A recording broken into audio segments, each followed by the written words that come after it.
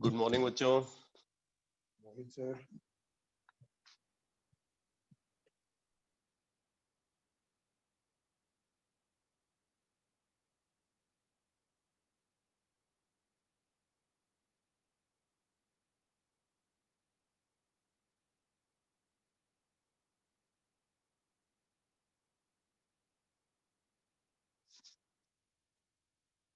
तो बेटा मैं आज के क्लास में एल्काइल एंड एराइल हैलाइड का डिस्कशन करूंगा और आज मेरी कोशिश रहेगी कि जो है alkyl and aryl halide chapter को फिनिश किया जाए और फिर उसके बाद आगे इस वीक की जितनी भी क्लासेस हैं सब पी ब्लॉक पे लगेंगी, ठीक है। और जैसा मैंने बताया था फ्राइडे को आपका टेस्ट होगा एल्काइल एंड एराइल हैलाइड का, तो आप बुकलेट निकाल लो। बुकलेट आप अरेंज करो। बुकलेट में हम लोग जो रिएक्शन को डिस्कस कर रहे थे वो है रिएक्शन विथ मेटल्स, और रिएक्शन विथ मेटल्स में reaction with sodium, reaction with magnesium and reaction with other active metals, ये 3 टाइप की रिएक्शन का डिस्कशन हो चुका है। Reaction with sodium, reaction with magnesium, reaction with other active metals, ठीक है। जिसमें आपने देखा जैसे सोडियम के साथ रिएक्शन कराते हैं तो वुड्स रिएक्शन होती है, मैग्नीशियम के साथ जब रिएक्शन कराते हैं तो ग्रिग्नॉड रिएजेंट का फॉर्मेशन होता है, और अगर दूसरे रिएक्टिव मेटल्स के साथ अगर रिएक्ट कराते हैं तो वहां भी ऑर्गेनोमेटालिक कंपाउंड का फॉर्मेशन होता है, ठीक है। अब इसके बाद नेक्स्ट रिएक्शन जो गिवन है वो है reduction, reduction of alkyl halide. Reduction reaction को मैं एल्केन के मेथड ऑफ प्रिपरेशन में डिस्कस कर चुका हूं। जब मैंने एल्केन का मेथड ऑफ प्रिपरेशन बताया था तो वहां पे रिडक्शन रिएक्शन को मैंने डिस्कस किया था, ठीक है। तो वही सारी इंफॉर्मेशन यहाँ पे गिवन है, एक बार आप फिर से देखो इसको। बोले कि halo alkanes be reduce to corresponding alkanes by using different reducing agents. पहला यहाँ पे बता रहा है कि hydrogen in presence of finely divided nickel, palladium और प्लैटिनम, जो हाइड्रोजनेशन कैटलिस्ट है, अगर आप उसको यूज करते हो तो आप एल्काइल हैलाइड से एल्केन का फॉर्मेशन कर सकते हो, ठीक है। यानी कि अगर एल्काइल हैलाइड को हाइड्रोजन के साथ कैटलिस्ट यूज कर रहे हैं, निकल और पैलेडियम और प्लैटिनम, ठीक है, निकल और पैलेडियम और प्लैटिनम की प्रेजेंस में ट्रीट करते हैं तो यहाँ पे एल्केन का फॉर्मेशन होता है प्लस हाइड्रोजन हैलाइड। एल्केन का फॉर्मेशन होता है प्लस हाइड्रोजन हैलाइड, इसको बोलेंगे कैटालिटिक रिडक्शन, ठीक है। फिर बता रहे हैं कि hydro iodic acid in presence of red phosphorus, इसको भी यूज करके हम एल्काइल हैलाइड से एल्केन का फॉर्मेशन कर सकते हैं। इसके बारे में तो मैंने बताया ही था कि HI and red phosphorus is extremely powerful reducing agent. इसको sometimes father of all reducing agent भी बोलते हैं, ठीक है। तो अगर एल्काइल हैलाइड को हाइड्रोजन आयोडाइड और रेड फास्फोरस के साथ ट्रीट करते, HI और रेड फास्फोरस के साथ ट्रीट करते, तो यहाँ पे एल्केन का फॉर्मेशन होता है प्लस, एल्केन का फॉर्मेशन होगा plus hydrogen halide plus iodine बनेगा, वो आयोडीन रेड फास्फोरस के साथ कंबाइन करके PI3 बना लेता है। आयोडीन रेड फास्फोरस के साथ कंबाइन करके PI3 का फॉर्मेशन करता है।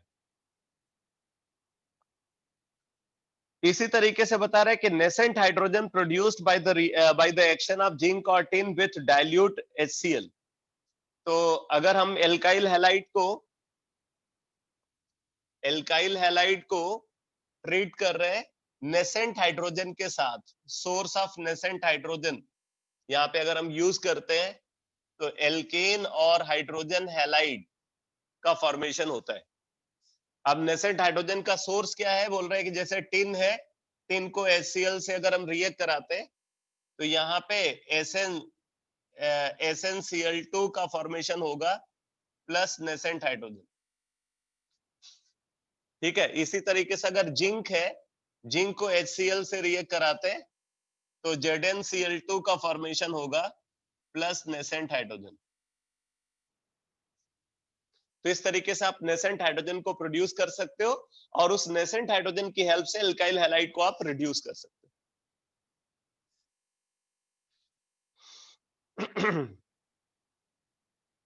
तो ये रिडक्शन रिएक्शन है एल्काइल हैलाइड की। अगर एल्काइल हैलाइड को हम रिड्यूस करते हैं तो एल्काइल हैलाइड के रिडक्शन से एल्केन का फॉर्मेशन होता है।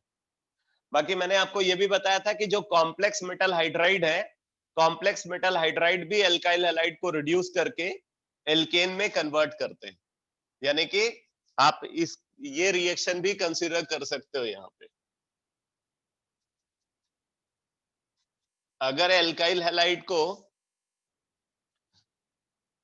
लिथियम एल्युमिनियम हाइड्राइड और सोडियम बोरोहाइड्राइड और ट्राइफिनाइल टिन हाइड्राइड के साथ ट्रीट करते हैं, यहां भी एल्केन का फॉर्मेशन होगा। इसमें मैंने आपको बताया हुआ है कि triphenyl tin hydride best yield देता है एल्केन की इन दिस रिएक्शन, क्योंकि ट्राइफिनाइल टिन हाइड्राइड सारे एल्काइल हैलाइड को रिड्यूस कर पाता है। सोडियम बोरोहाइड्राइड की अगर बात करें तो यह प्राइमरी एल्काइल हैलाइड और मिथाइल हैलाइड को रिड्यूस नहीं कर पाता।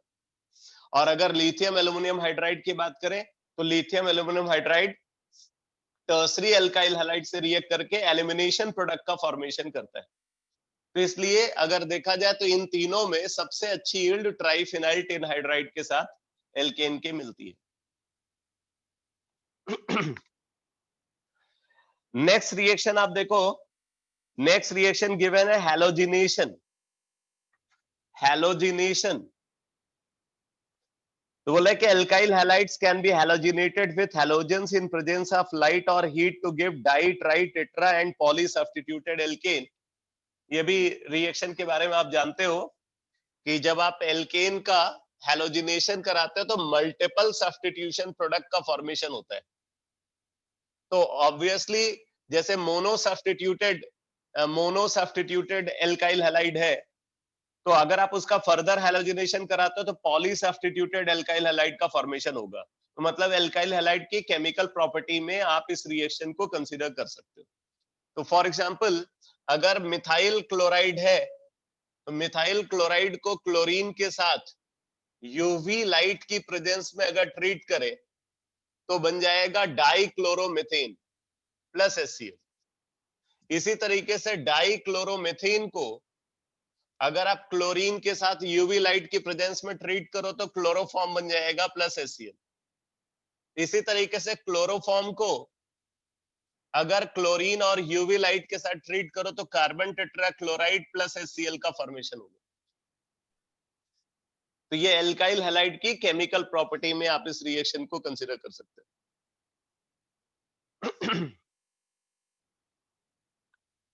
नेक्स्ट रिएक्शन देखो, बोल रहे एक्शन ऑफ हीट। तो यहां पे बोल रहे हैं on heating to 570 kelvin alkyl halides lose hydrogen halide to yield alkene.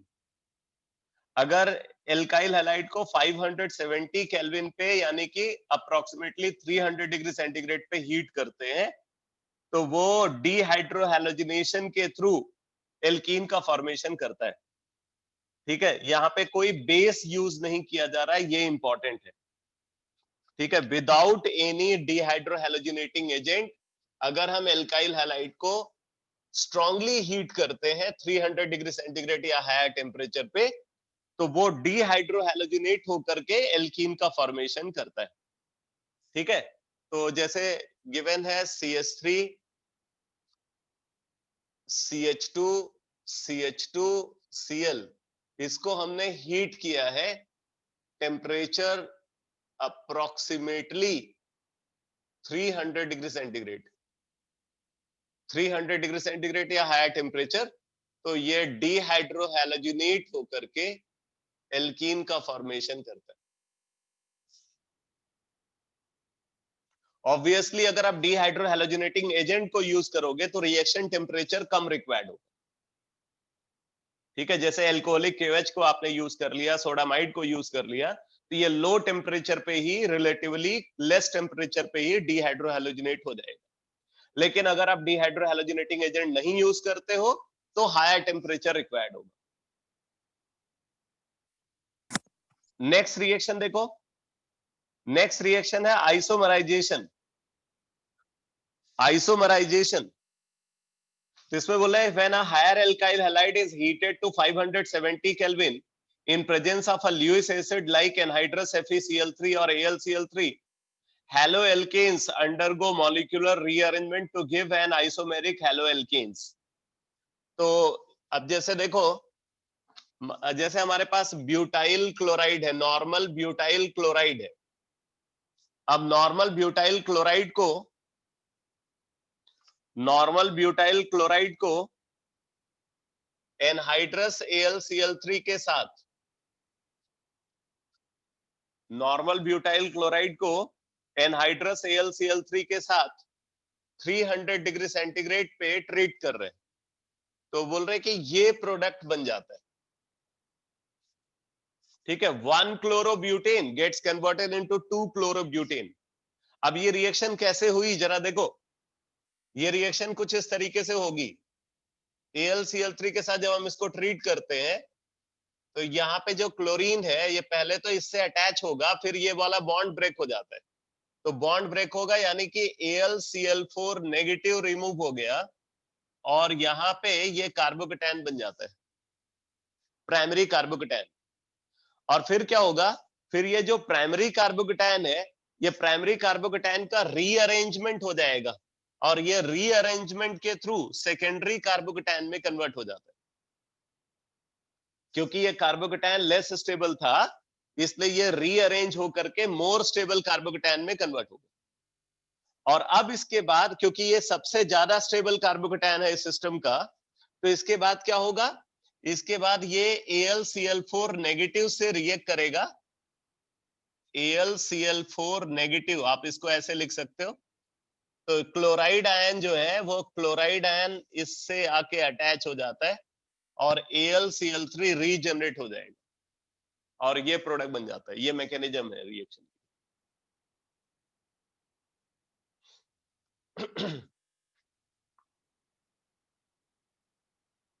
Next reaction है रिएक्शन विद बेंजीन। ये basically Friedel Crafts alkylation reaction है। यहाँ पे देखो बोल रहा है alkyl halide reacts with benzene in presence of a Lewis acid like anhydrous AlCl3 और FeCl3 to form homologues of benzene. मतलब बेंजीन को एल्काइल बेंजीन में कन्वर्ट करने के लिए आप इस रिएक्शन को कंसीडर करोगे। This reaction is called Friedel Crafts alkylation. ठीक है, अब आगे बढ़ते हैं। अगला डिस्कशन यहाँ पे गिवन है, बीच में टेक्सचुअल एक्सरसाइज है, टेक्सचुअल एक्सरसाइज के बाद फिर फर्दर रिएक्शंस गिवन है और उसमें हेडिंग आपको मिलेगी general method of preparation of haloarenes. General method of preparation of haloarenes. अब इसमें देखो फर्स्ट मेथड बता रहा है बाय डायरेक्ट हैलोजिनेशन। तो ये बेसिकली इलेक्ट्रोफिलिक एरोमेटिक सब्स्टिट्यूशन में मैं इस रिएक्शन को डिस्कस कर चुका हूं। Halogenation of benzene, halogenation of benzene. इसमें बोल रहा है कि हैलोएरीन्स can be prepared by the direct halogenation of benzene in cold, dark, and in presence of Lewis acid such as aluminum halide or ferric halide, which acts as catalyst. The function of the Lewis acid is to carry the halogen to the aromatic hydrocarbon. That is why they are usually referred to as halogen carriers. एक तरीके से आप बोल सकते हो कि अगर benzene या उसका डेरिवेटिव को कंसीडर किया जाए और उसको हम हैलोजन के साथ हैलोजन कैरियर की प्रेजेंस में ट्रीट करते हैं तो उस कंडीशन में एराइल हैलाइड का फॉर्मेशन होता है। ठीक है, तो बस मैं यहाँ पे जनरल रिएक्शन लिख करके आगे प्रोसीड कर रहा हूं, क्योंकि पूरा डिटेल आप पहले ही देख चुके हो। तो क्या करते हैं, अगर हमारे पास बेंजीन है,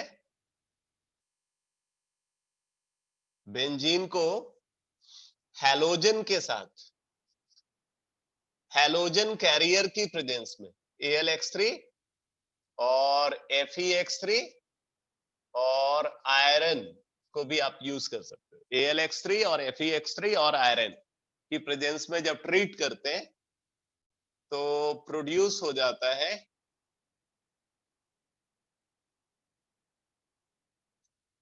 ये प्रोडक्ट, हैलोबेंजीन प्लस हाइड्रोजन हैलाइड, इसका फॉर्मेशन होता है।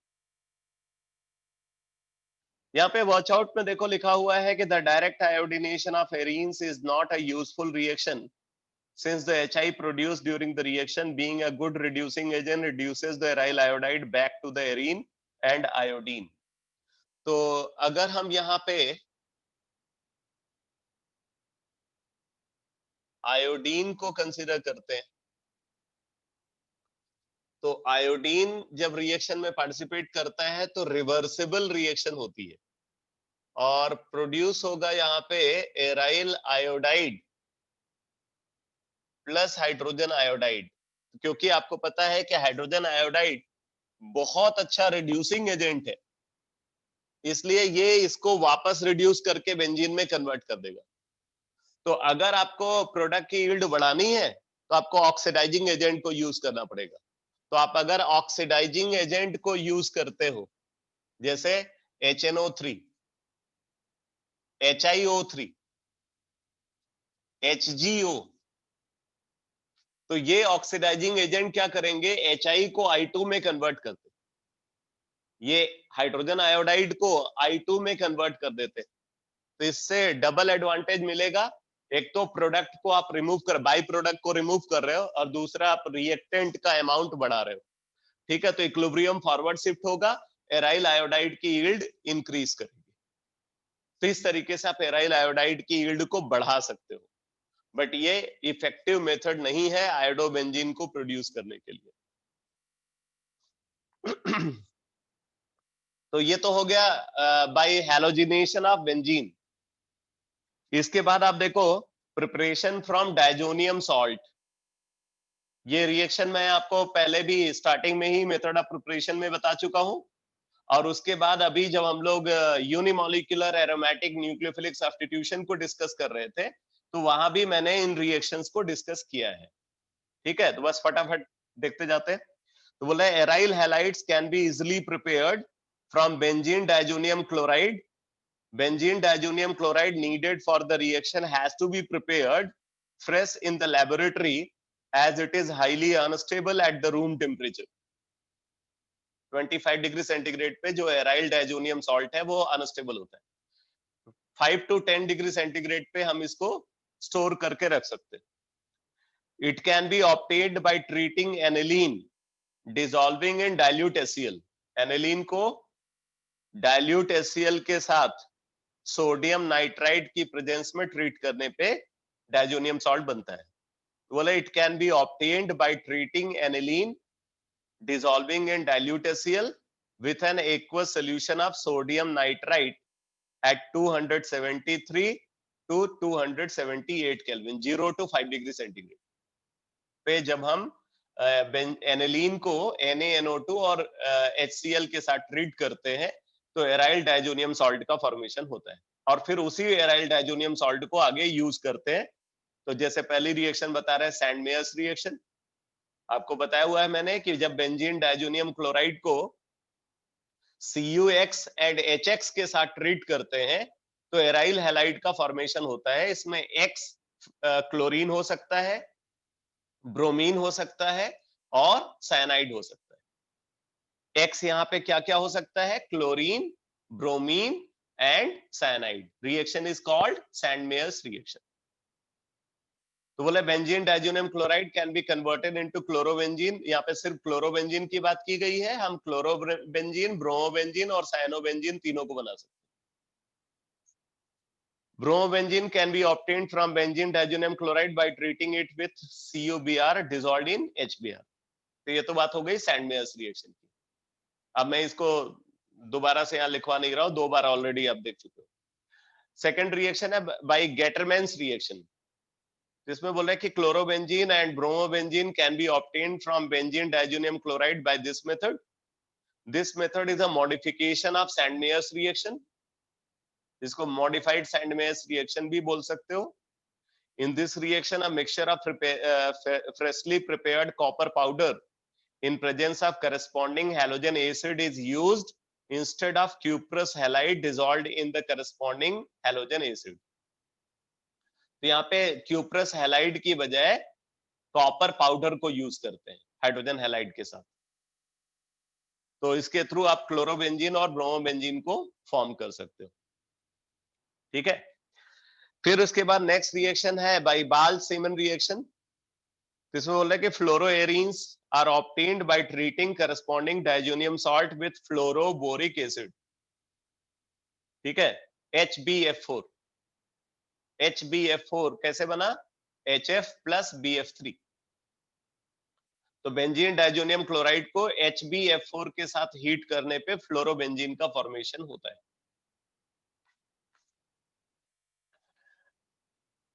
नेक्स्ट रिएक्शन जो यहाँ पे एक रिएक्शन और मैंने बताया था कि अगर हम इसको बेंजीन डाइजोनियम सॉल्ट को पोटेशियम आयोडाइड के साथ हीट करते, Ki के साथ हीट करते, तो Ki के साथ हीट करने पे आयोडोबेंजीन का फॉर्मेशन होता है. वो यहाँ पे नहीं गिवन है, बट आपको पता होना चाहिए. अब इसके बाद अगली रिएक्शन, ये एक नई रिएक्शन है. रिएक्शन को बोल रहा है रैस्चिक प्रोसेस. तो ये आप नोट कर लो, रैस्चिक प्रोसेस. रैस्चिक प्रोसेस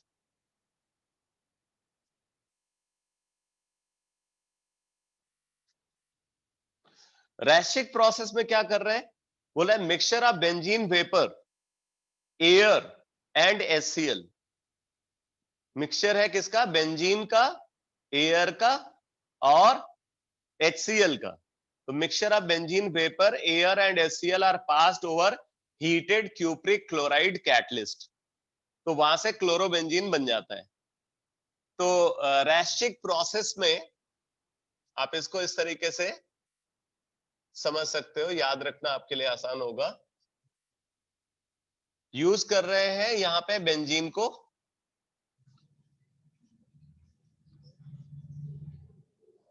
ऑक्सीजन हमने लिया है from air, oxygen from air, ये हमें एयर से मिला है, फ्रॉम एयर. ठीक है. हमें लिमिटेड ऑक्सीजन चाहिए, प्लस HCl, और इसके साथ कैटलिस्ट यूज कर रहे हैं cupric chloride. Cupric chloride catalyst के साथ हीट कर रहे हैं. अब देखो क्या होता है, ये हाइड्रोजन और ऑक्सीजन रिमूव हो जाता है. यहां से हाइड्रोजन और ये ऑक्सीजन रिमूव हो गया H2O के फॉर्म में, और ये वाला क्लोरीन इस बेंजीन से अटैच हो जाता है.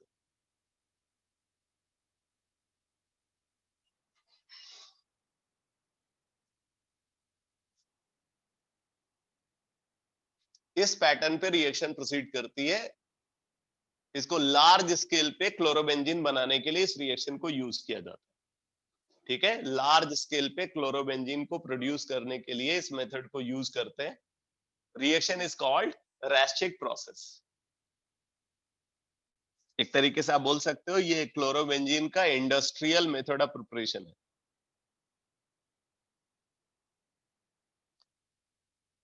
तो ये तो मेथड ऑफ प्रिपरेशन हो गया. इसके बाद इसकी फिजिकल प्रॉपर्टीज को डिस्कस कर रहे हैं. तो बोले some important physical properties of haloarenes are given below. Number 1, physical state. बोल रहे aryl halides are generally colorless liquids or crystalline solids at room temperature. या तो ये लिक्विड है या सॉलिड है, कोई भी एराइल हैलाइड गैसियस फॉर्म में नहीं मिलता. Aryl halides are generally colorless liquids or crystalline solids at room temperature. Melting and boiling point में देखो बोल रहा है कि among the halides the melting point and boiling point increases in the following order. Aryl iodide का melting point boiling point सबसे ज्यादा, फिर एराइल ब्रोमाइड, फिर एराइल क्लोराइड, फिर एराइल फ्लोराइड. मॉलिक्यूलर मास जैसे जैसे बढ़ रहा है उसी के करस्पॉन्डिंग इनका मेल्टिंग पॉइंट और बॉइलिंग पॉइंट भी इंक्रीज कर रहा है. उसी तरीके से बोल रहे हैं कि among the isomeric dihalide the difference in, ये काफी इंपॉर्टेंट डिस्कशन है. Among the isomeric dihalide the difference in their melting point are much wider than those in their boiling point. बोल रहे हैं मेल्टिंग पॉइंट में जितना ज्यादा डिफरेंस है इनके, उतना डिफरेंस इनके बॉइलिंग पॉइंट में नहीं ऑब्जर्व होता. Among the isomeric dihalide, the difference in their melting points are much wider than those in their boiling points. The melting point of para isomer is generally 70 to 100 Kelvin higher than the melting point of ortho and meta isomer. तो para isomer का जो melting point है वो ortho और Meta isomer से लगभग 70 to 100 kelvin higher है. अब ऐसा क्यों है? बोल रहे हैं इसके पीछे सिमेट्री रिस्पॉन्सिबल है, मॉलिक्यूलर सिमेट्री, जिसका बड़ा इंपॉर्टेंट रोल होता है मेल्टिंग पॉइंट के डिटर्मिनेशन में. तो अब जैसे देखो हमारे पास ऑर्थो आइसोमर है, यहाँ पे क्लोराइड के टर्म्स में बात हो रही है, Meta isomer, para isomer. Interesting बात यह है कि चाहे मेल्टिंग पॉइंट हो या बॉइलिंग पॉइंट हो, दोनों के ही ऑर्डर में मेटा आइसोमर सबसे नीचे आता है. मेल्टिंग पॉइंट के ऑर्डर में भी ये सबसे नीचे है और बॉइलिंग पॉइंट के ऑर्डर में भी सबसे नीचे है. अब देखो अगर हम मेल्टिंग पॉइंट की बात करें, ऑर्डर ऑफ मेल्टिंग पॉइंट, तो ये सिमेट्री के थ्रू गवर्न होता है. सिमेट्री और फिर उसके बाद इंटरमॉलिक्यूलर फोर्सेस की स्ट्रेंथ. तो सिमेट्री की अगर बात करें तो सबसे ज्यादा सिमेट्री पैरा में है, इसलिए ऑर्डर ऑफ मेल्टिंग पॉइंट अगर कंसीडर करें तो पैरा का सबसे ज्यादा, उसके बाद ऑर्थो. ऑर्थो क्यों? क्योंकि ऑर्थो का जो डायपोल मोमेंट है वो इन तीनों में सबसे ज्यादा है. डायपोल मोमेंट इसका सबसे ज्यादा है, इसलिए इंटरमॉलिक्यूलर फोर्सेस की अगर बात करें तो यहां पे इंटरमॉलिक्यूलर फोर्सेस स्ट्रांग है इसके कंपेयर में, इसलिए इसका मेल्टिंग पॉइंट इससे ज्यादा होता है. तो पैरा, ऑर्थो, मेटा, ये मेल्टिंग पॉइंट का ऑर्डर है. अब देखो अगर बॉइलिंग पॉइंट की बात करें तो बॉइलिंग पॉइंट पे सिमेट्री का कोई इफेक्ट नहीं होता. बॉइलिंग पॉइंट पे मॉलिक्यूलर सिमेट्री का कोई इफेक्ट नहीं है. जो बॉइलिंग पॉइंट है वो इंटरमॉलिक्यूलर फोर्सेस की स्ट्रेंथ के बेसिस पे डिसाइड होता है. तो सबसे स्ट्रॉन्ग इंटरमॉलिक्यूलर फोर्सेस ऑर्थो में है क्योंकि इसका डायपोल मोमेंट ज्यादा है. ठीक है, तो इसलिए बॉइलिंग पॉइंट के ऑर्डर में ऑर्थो सबसे ऊपर. अब बात आती है मेटा और पैरा की. तो मेटा और पैरा में जो बॉइलिंग पॉइंट है वो पैरा का स्लाइटली हायर है इन कंपेयर टू मेटा. लगभग 2 to 3 केल्विन का डिफरेंस है. इसके लिए जो बॉइलिंग पॉइंट वैल्यू है वो 2 to 3 केल्विन हायर है इसके कंपेयर में. ठीक है, तो इसके बाद आता है पैरा और इसके बाद आता है मेटा. Ortho, para, Meta. और मोस्ट प्रोबेबली इसका जो एक्सप्लेनेशन है वो सरफेस एरिया है. यहां पे सरफेस एरिया ज्यादा है, यहां पे सरफेस एरिया कम है. तो सरफेस एरिया ज्यादा होने की वजह से वॉन्डरवॉल फोर्सेस इसमें ज्यादा स्ट्रांग होते हैं और इस वजह से इसका जो बॉइलिंग पॉइंट है वो स्लाइटली ग्रेटर है इसके कंपेयर में. ठीक है, वैसे ये बहुत सिग्निफिकेंट फैक्टर नहीं है. अगर ये लगभग बराबर भी लिखा हो तो आपको कोई प्रॉब्लम नहीं होनी चाहिए, लेकिन मेल्टिंग पॉइंट में क्लियर कट डिस्टिंक्शन देखने को मिलता है. तो ये इनके मेल्टिंग पॉइंट और बॉइलिंग पॉइंट का ऑर्डर है. ये एक इंपॉर्टेंट डिस्कशन है. यहाँ पे वॉच आउट में देखो बोल रहा है कि the higher melting point of para derivative is due to its symmetry which leads to better fitting of its molecule in crystal lattice and hence stronger intercrystalline forces. इस वजह से मेल्टिंग पॉइंट पैरा का ज्यादा होता है। यहाँ पे बोल रहा है कि bromobenzene can be obtained from, ये तो पीछे से लाइन जो है ये रिपीट हो गई है। अच्छा अब जरा देखो तीसरा पॉइंट क्या है, बोल रहा है for the same halogen atom the melting and boiling point increases as the size of the aryl group increases. अगर हैलोजन सेम है तो जैसे जैसे एराइल ग्रुप का साइज बढ़ता जाएगा मेल्टिंग पॉइंट और बॉइलिंग पॉइंट इंक्रीज करता जाएगा। कहने का मतलब ये है जैसे आप इसको कंसीडर कर रहे हैं, मान लो ये क्लोरोबेंजीन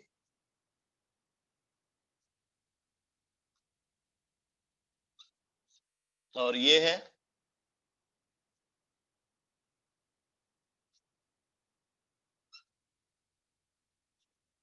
और ये, अगर हम इनके मेल्टिंग पॉइंट और बॉइलिंग पॉइंट का ऑर्डर को देखें तो ये इनके मेल्टिंग पॉइंट और बॉइलिंग पॉइंट का ऑर्डर होगा,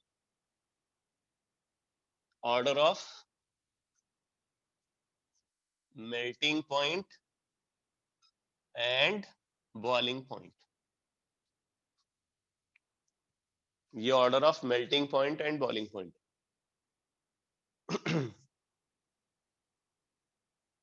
तो ये इनके मेल्टिंग पॉइंट और बॉइलिंग पॉइंट का डिस्कशन हो गया।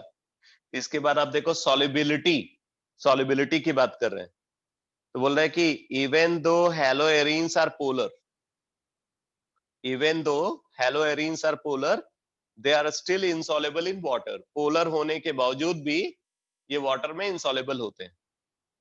This is due to the fact that haloarenes can neither break the hydrogen bond already existing between water molecules nor can form hydrogen bond with water molecules. They are however quite soluble in organic solvents like benzene. ये पहले भी ये discussion आया था, मैंने लिखवाया भी हुआ है आपको। वॉच आउट में देखो लिखा हुआ है कि among the three isomeric dihalides the solubility in a given solvent is least for the para isomer. अगर हम डाई हैलाइड की बात करें तो डाई हैलाइड में सबसे कम सॉल्युबिलिटी किसकी होगी, पैरा आइसोमर की होगी। This is again due to stronger intercrystalline forces. तो पैरा आइसोमर की सॉल्युबिलिटी सबसे कम होगी, ऑर्थो की सबसे ज्यादा होगी। वजह क्या है, पैरा आइसोमर में लैटिस एंथैल्पी ज्यादा होती है क्योंकि वहां पे पैकिंग अच्छी होती है सिमेट्रिकल स्ट्रक्चर होने की वजह से। ये वॉच आउट वाली इंफॉर्मेशन क्लियर हुई बेटा? ये वॉच आउट वाली इंफॉर्मेशन क्लियर हुई आपको?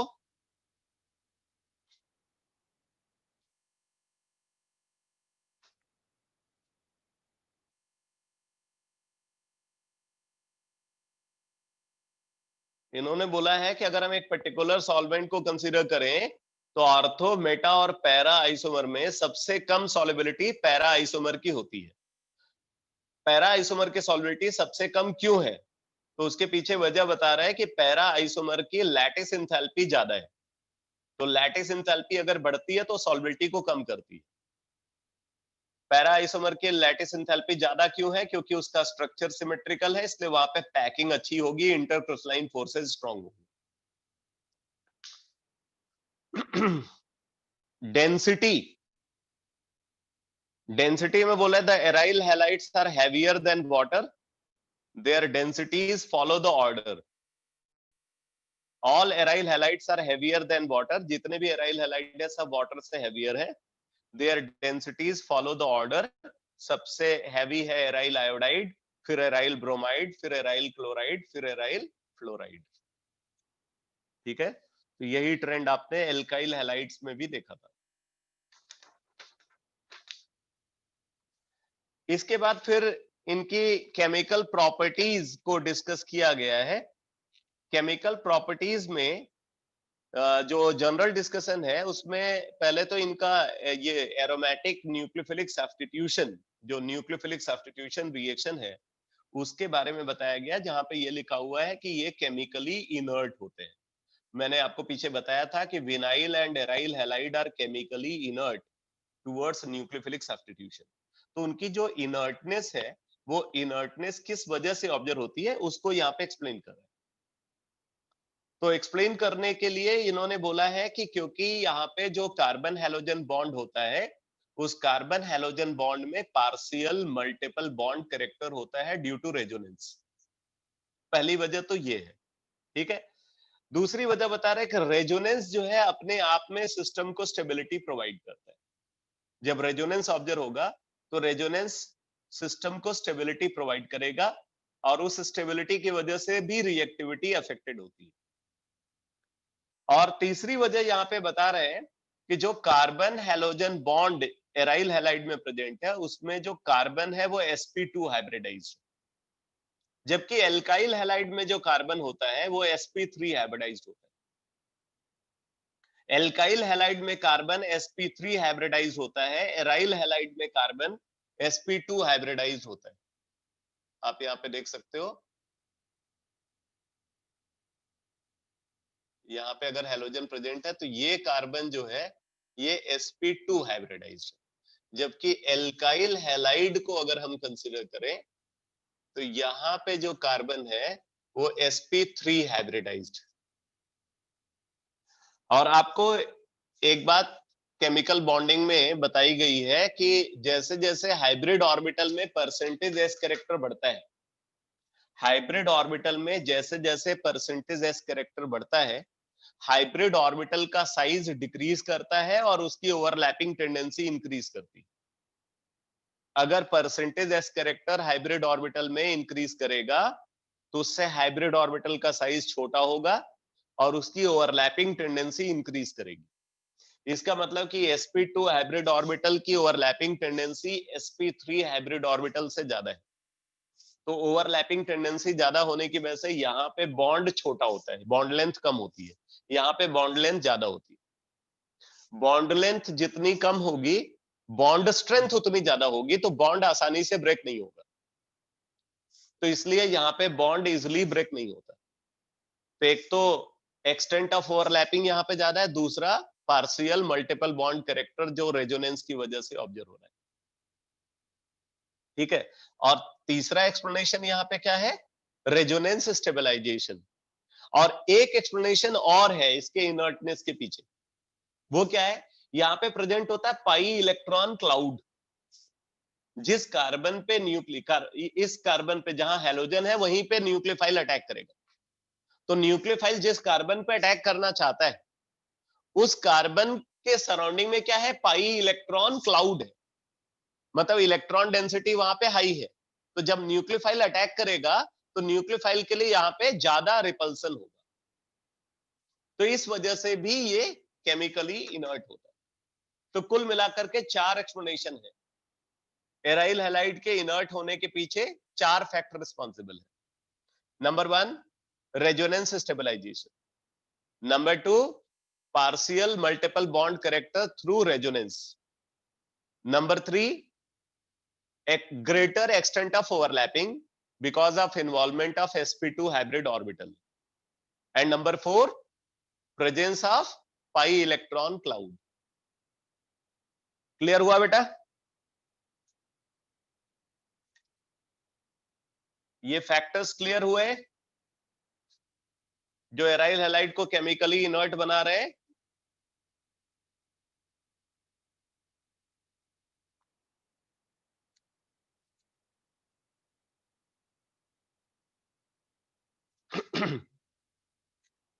बाकी आप इसको खुद पढ़ लेना। अच्छा, अब देखो आगे गिवन है reaction with sodium hydroxide, reaction with sodium hydroxide. अब देखो यहां पे बोल रहे हैं कि अगर हमारे पास एराइल हैलाइड है, जैसे क्लोरोबेंजीन को हमने कंसीडर किया,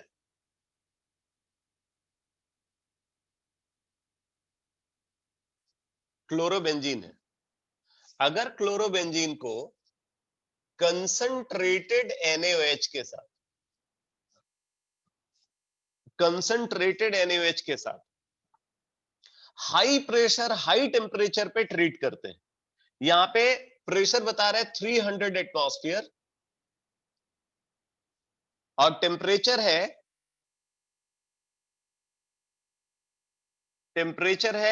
approximately 350 degree centigrade. 350 degree centigrade. अगर क्लोरोबेंजीन को कंसंट्रेटेड NaOH के साथ 300 एटमॉस्फेयर और 350 डिग्री सेंटीग्रेड टेम्परेचर पे ट्रीट कर रहे हैं, तो रिएक्शन के थ्रू पहले सोडियम फिनॉक्साइड का फॉर्मेशन होगा।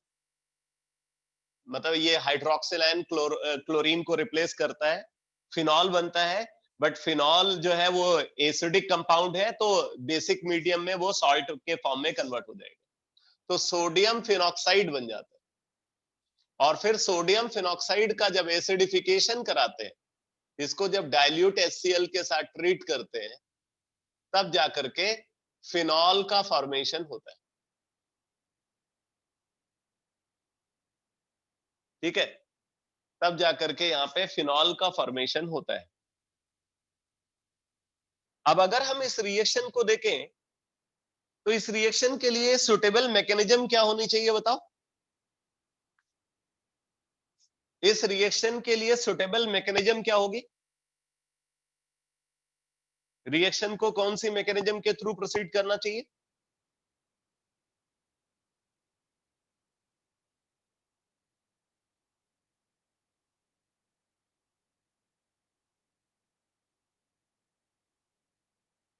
Suitable mechanism for the reaction is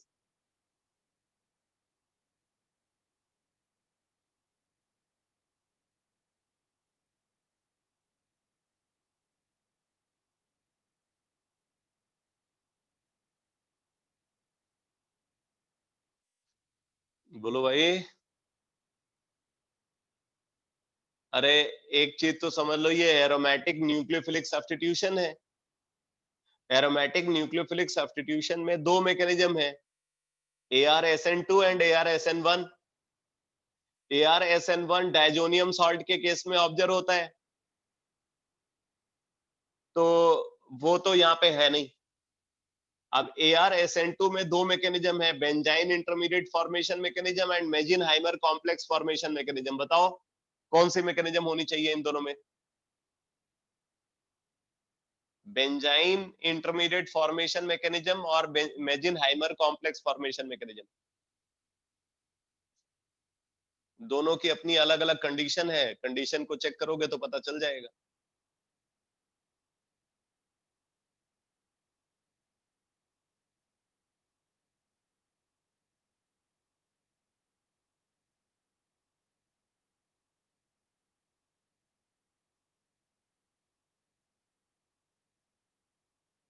इतना हिंट देने के बाद भी नहीं समझ में आ रहा है?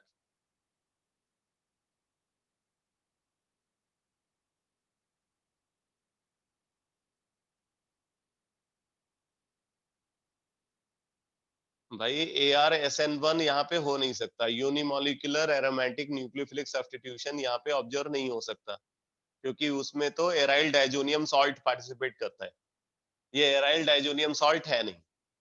इसका मतलब यहाँ पे ArSN2 होना चाहिए। अब ArSN2 में दो पॉसिबिलिटीज है, benzyne intermediate formation mechanism and Meisenheimer complex formation mechanism. तो अब मुझे बताओ कि इन दोनों में से कौन सी मैकेनिज्म यहाँ पे ऑब्जर्व होनी चाहिए?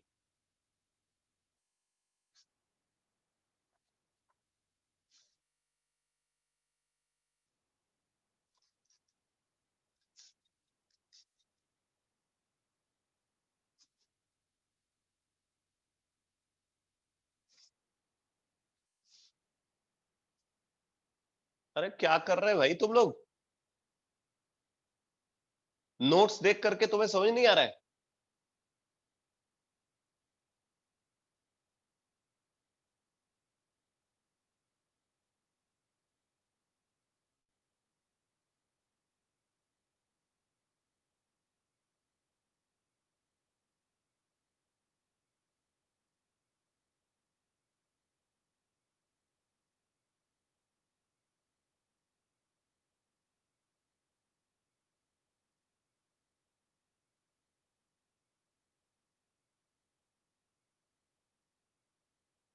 मतलब तुम लोगों ने ना एकदम कमाल कर दिया भाई।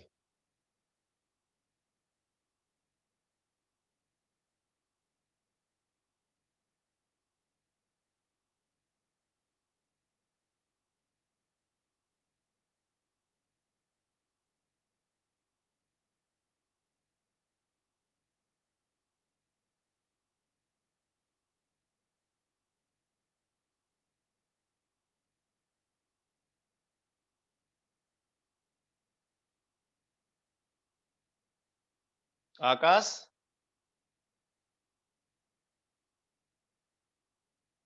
Yes sir. ये तुम्हें नहीं पता है यहाँ पे कौन सी मैकेनिज्म होनी चाहिए?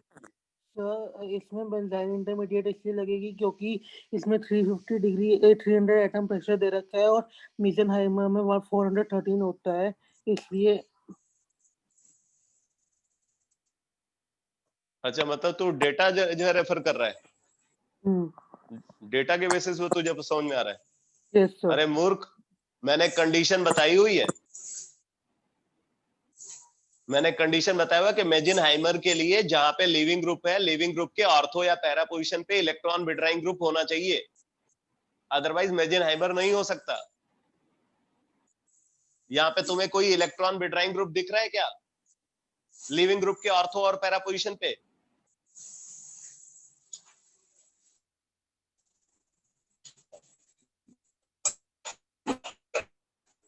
अरे दिख रहा है क्या? No sir. तो मेजिनहाइमर कॉम्प्लेक्स फॉर्मेशन मैकेनिज्म तभी ऑब्जर्व होगी जब जो न्यूक्लियोफिलिक लिविंग ग्रुप है, मतलब न्यूक्लियोफ्यूज के रेस्पेक्ट में ऑर्थो या पैरा पोजीशन पे strong electron withdrawing group present होगा। अगर नहीं है तो वो मैकेनिज्म ऑब्जर्व नहीं हो सकती।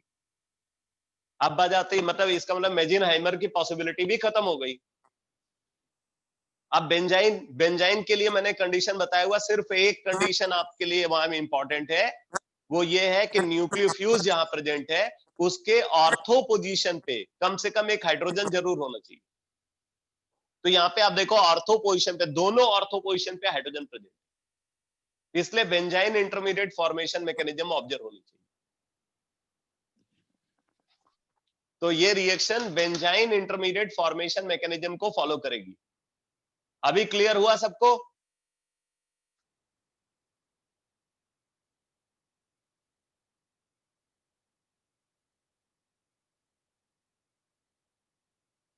मतलब मैं तुम्हें बता भी रहा हूं कि ये मैकेनिज्म है, नोट्स को पढ़ करके आप इसको समझ नहीं सकते हो। तो reaction follow benzene intermediate formation mechanism. अब यहीं पे मैं बता दूं कि अगर हम एक NO2 ग्रुप लेकर के आए पैरा पोजीशन पे तो ये रिएक्शन और आसानी से होने लगेगी, बट तब मैकेनिज्म बदल जाएगी, तब यही रिएक्शन मेजिनहाइमर कॉम्प्लेक्स फॉर्मेशन मैकेनिज्म को फॉलो करेगी। अगर यहाँ पे नाइट्रो ग्रुप पैरा पोजीशन पे आप लेकर के आते हो, प्रेशर भी कम हो जाएगा, टेम्परेचर भी कम हो जाएगा, रिएक्शन माइल्ड कंडीशन में होने लगेगी। अगर एक और NO2 आप ऑर्थो पे लाते हो, रिएक्शन कंडीशन और माइल्ड हो जाएगी। एक और NO2 लाओगे तो सिंपली इसको वाटर के साथ बॉयल करने पे पिक्रिक एसिड बन जाता है। आगे ये डिस्कशन गिवन है। अच्छा, अब देखो अगली रिएक्शन क्या है, reaction with cuprous cyanide. Reaction with cuprous cyanide, तो बोल रहा है कि when heated with cuprous cyanide at 500 kelvin in presence of pyridine और dimethyl formamide, the bromine atom of aryl bromide is replaced by cyano group. तो अगर हमारे पास एराइल ब्रोमाइड है, एराइल ब्रोमाइड, इसको ट्रीट कर रहे हैं किसके साथ? CuCN के साथ, क्यूप्रस साइनाइड के साथ, CuCN। साथ में यूज किया है पिरिडीन, ठीक है, पिरिडीन और DMF, डाइमिथाइल फॉर्मामाइड, ठीक है, पिरिडीन और DMF के साथ 500 केल्विन पे ट्रीट कर रहे हैं, 500 केल्विन पे। तो अब देखो यहाँ पे क्या प्रोडक्ट बन रहा है, ब्रोमीन हट करके यहाँ पे साइनाइड ग्रुप आता है। ब्रोमीन हट करके साइनाइड ग्रुप आता है, तो ये भी एरोमेटिक न्यूक्लियोफिलिक सब्स्टिट्यूशन है। इसके लिए मैकेनिज्म क्या होनी चाहिए बताओ? इस रिएक्शन के लिए मैकेनिज्म क्या होनी चाहिए?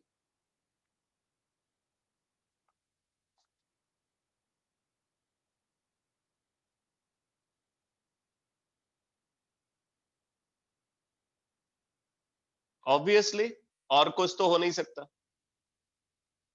और कुछ तो हो नहीं सकता, ठीक है? तो बेंजाइन इंटरमीडिएट फॉर्मेशन मैकेनिज्म ही ऑब्जर्व होनी चाहिए इसके लिए। बाकी साइनोबेंजीन अगर बन गया है तो साइनोबेंजीन से आप डिफरेंट प्रोडक्ट बना सकते हो, जैसे मैंने बताया था पीछे। अगर आप इसको डाइल्यूट HCl के साथ ट्रीट कर दो तो बेंजोइक एसिड बन जाएगा। डाइल्यूट HCl के साथ ट्रीट करोगे बेंजोइक एसिड बन जाएगा। कंसंट्रेटेड HCl के साथ ट्रीट करोगे बेंजामाइड बन जाएगा, या एल्कलाइन हाइड्रोजन पेरोक्साइड आप यूज कर सकते हो, बेंजामाइड का फॉर्मेशन हो जाएगा, ठीक है? अगर आप इसको सोडियम एंड इथेनॉल के साथ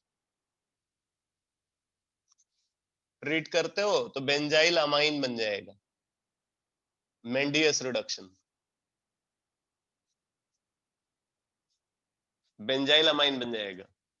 अगर आप इसको ट्रीट करते हो SnCl2 एंड HCl के साथ और फिर उसके बाद हाइड्रोलिसिस कराते हो तो बेंजल डिहाइड बन जाएगा। रिएक्शन को बोलेंगे स्टीफेंस रिडक्शन। तो ये सारे प्रोडक्ट आप फॉर्म कर सकते हो। मतलब अगर आपको हेलोबेंजीन से बेंजोइक एसिड बनाना है, बेंजामाइड बनाना है, बेंजाइलामाइन बनाना है, बेंजल्डिहाइड बनाना है, तो आप पहले इसको फॉर्म करके और फिर इनका फॉर्मेशन कर सकते हैं।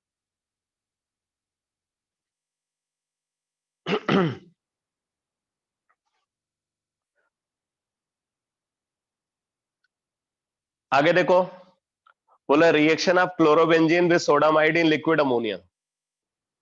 क्लोरोबेंजीन से एनिलीन अगर आपको बनाना है तो बोला है कि in all the reaction of simple aryl halides containing ortho hydrogen mentioned above the nucleophilic substitution. अब देखो ऑर्थो हाइड्रोजन की डिमांड है, ऑर्थो हाइड्रोजन की डिमांड है तो पक्का बेंजाइन इंटरमीडिएट फॉर्मेशन मैकेनिज्म ही होनी चाहिए। In all the reactions of simple aryl halide containing ortho hydrogen mentioned above the nucleophilic substitution occurs by benzene mechanism. यहाँ पे लिख भी दिया है। However, if chlorobenzene is treated with sodamide in liquid ammonia at 195 degrees centigrade, the reaction occurs through intermediate formation of benzene by elimination of a HCl molecule, followed by the addition of ammonia to give aniline. तो कुल मिलाकर के ये है chlorobenzene से aniline बना रहे। कैसे बना सकते हैं? क्लोरोबेंजीन को सोडामाइड के साथ लिक्विड अमोनिया की प्रेजेंस में high pressure high temperature condition में ट्रीट कर रहे हैं, तो यहां पे एनिलीन का फॉर्मेशन हो जाता है, एनिलीन का फॉर्मेशन हो जाता है। Reaction follow benzene intermediate formation mechanism. आगे आप इस एनिलीन से डाइजोनियम सॉल्ट बना करके आप डिफरेंट प्रोडक्ट फॉर्म कर सकते हो। तो ये सब कन्वर्जन के पॉइंट ऑफ व्यू से इंपॉर्टेंट रिएक्शन है। अब देखो nucleophilic substitution of substituted aryl halide. बोले the reactivity of aryl halide can be modified by the presence of other substituents in the ring. Effect of electron withdrawing group. तो बोले the activation of aryl halide towards nucleophilic substitution is brought about by electron withdrawing group like NO2, CN, CO, COOH, particularly when present at ortho and para position with respect to halogen। अब जैसे आप देखो कि chlorobenzene है 6 to 8% NaOH, 625 kelvin, 300 atmosphere पे treat कर रहे हैं, बाद में डाइल्यूट HCl के साथ ट्रीट करते हैं तो फिनॉल बन जाता है, ये जो पहले रिएक्शन लिखा हुआ था। ठीक है, इसके बाद आप देखो, अगर पैरा नाइट्रोक्लोरोबेंजीन है 15% NaOH, 435 केल्विन, आप देखो टेम्परेचर कम हो गया, प्रेशर भी कम हुआ, प्रेशर मेंशन नहीं किया गया यहाँ पे, डाइल्यूट HCl के साथ ट्रीट किया तो पैरा नाइट्रोफिनॉल बन गया। अगर ऑर्थो पैरा डाइनाइट्रोक्लोरोबेंजीन, ऑर्थो पैरा डाइनाइट्रोक्लोरोबेंजीन है, उसको एक्वस NaOH मतलब डाइल्यूट NaOH के साथ 370 केल्विन, टेम्परेचर और कम हो गया, प्रेशर भी रिड्यूस हुआ होगा, डाइल्यूट HCl के साथ ट्रीट करते हैं तो ऑर्थो पैरा डाइनाइट्रोफिनॉल का फॉर्मेशन हो गया। और इसी तरीके से देखो, अगर हमारे पास पिक्राइल क्लोराइड है तो इसको सिंपली वाटर के साथ बॉयल कर देते हैं, तो वाटर के साथ बॉयल करने पे पिक्रिक एसिड बन जाता है। तो आप देख रहे हैं जैसे जैसे NO2 ग्रुप का नंबर इंक्रीज करता जा रहा है ऑर्थो और पैरा पोजीशन पे, रिएक्शन कंडीशन और माइल्ड होती जाती है। ठीक है, तो ये इलेक्ट्रॉन विड्राइंग ग्रुप के प्रेजेंस का इफेक्ट है। और इसमें से जो पहली वाली रिएक्शन थी वो तो बेंजाइन इंटरमीडिएट फॉर्मेशन के थ्रू प्रोसीड करेगी, और आगे के तीनों केसेस में मेजिनहाइमर कॉम्प्लेक्स फॉर्मेशन मैकेनिज्म।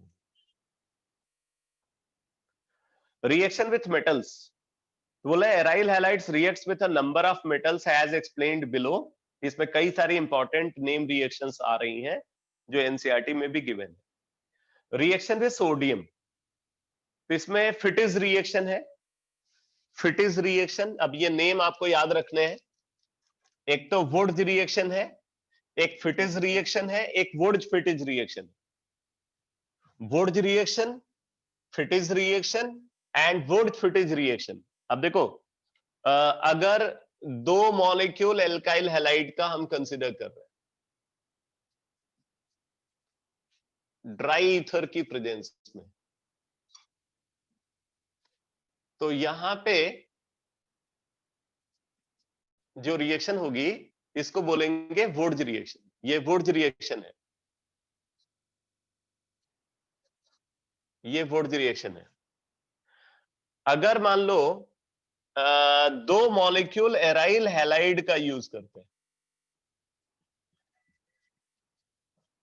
दो मॉलिक्यूल एराइल हैलाइड का यूज करते हैं,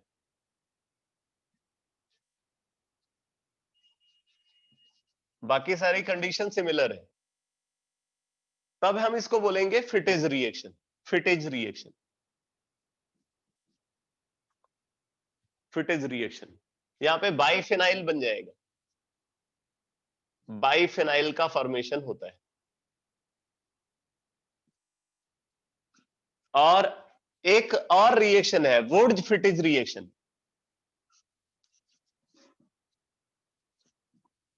वुड्स फिटिज रिएक्शन, वुड फिटिज रिएक्शन में क्या होता है, एक एराइल हैलाइड को यूज कर रहे हैं और एक एल्काइल हैलाइड को यूज कर रहे हैं, ड्राई ईथर के साथ हीट किया, तो यहां पे एल्काइल बेंजीन बन जाता है। अब मैं आपको एक इंपॉर्टेंट बात बताऊं कि ये जो रिएक्शन है, अगर हमें नॉर्मल एल्काइल हैलाइड को फॉर्म करना है, जैसे normal butyl benzene, normal propyl benzene, तो ये वाली रिएक्शन फ्रीडल क्राफ्ट एल्काइलेशन से बेटर है, क्योंकि यहां पे प्रोडक्ट की यील्ड अच्छी मिलती है। फ्रीडल क्राफ्ट एल्काइलेशन में रीअरेंजमेंट की वजह से प्रोडक्ट की यील्ड पुअर होती है।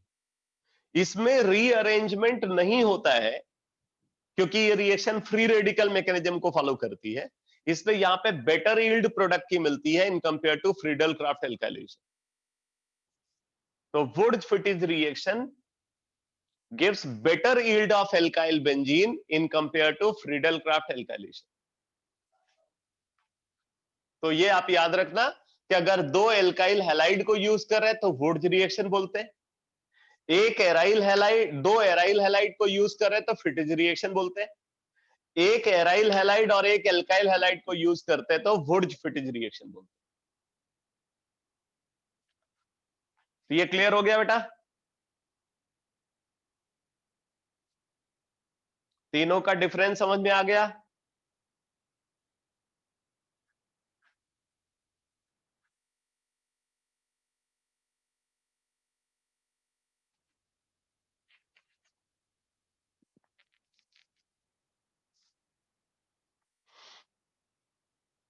वुड फिटिज रिएक्शन का फ्रीडल क्राफ्ट एल्काइलेशन पे जो एडवांटेज है वो दिमाग में रखना कि इससे एल्काइल बेंजीन की जो यील्ड मिलती है वो बेटर होती है in compare to Friedel Crafts alkylation, क्योंकि फ्रीडल क्राफ्ट एल्काइलेशन में रीअरेंजमेंट की पॉसिबिलिटी है जो यहाँ पे नहीं ऑब्जर्व होती।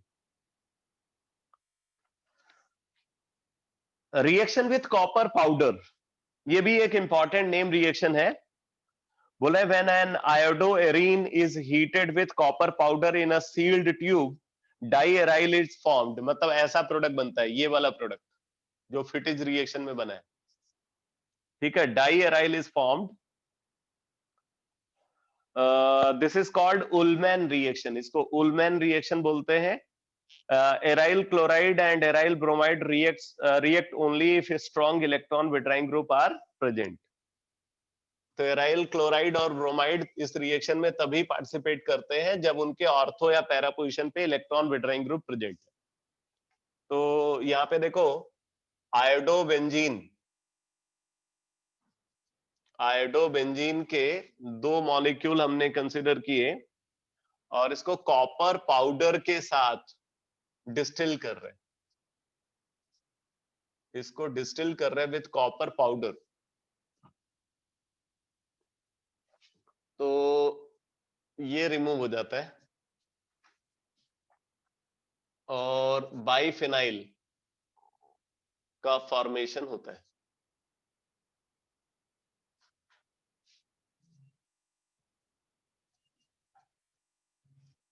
ठीक है, ये इस पैटर्न पे रिएक्शन प्रोसीड करेगी। अगर हम यहां पे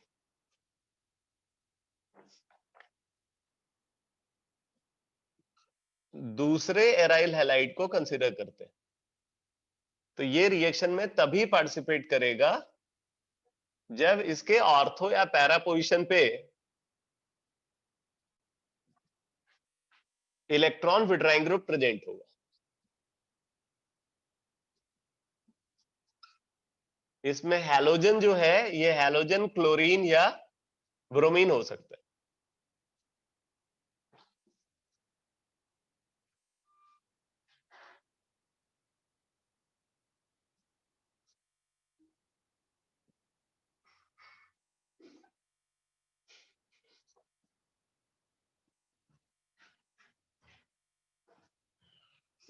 CO2X2 ये रिएक्शन होगी।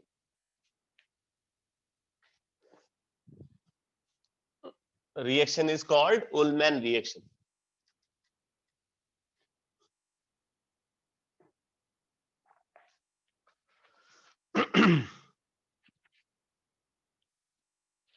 Reaction with magnesium, reaction with magnesium, तो इसमें देखो बोल रहे हैं aryl bromide and iodide form Grignard reagent with magnesium in dry ether. Chloroarene do not form Grignard reagent in presence of dry ether as solvent, ये important है। However, they form Grignard reagent in presence of tetrahydrofuran as solvent. This is because in chlorobenzene the resonance effect is more and thus the carbon chlorine bond is very strong. This requires to be heated to high temperature.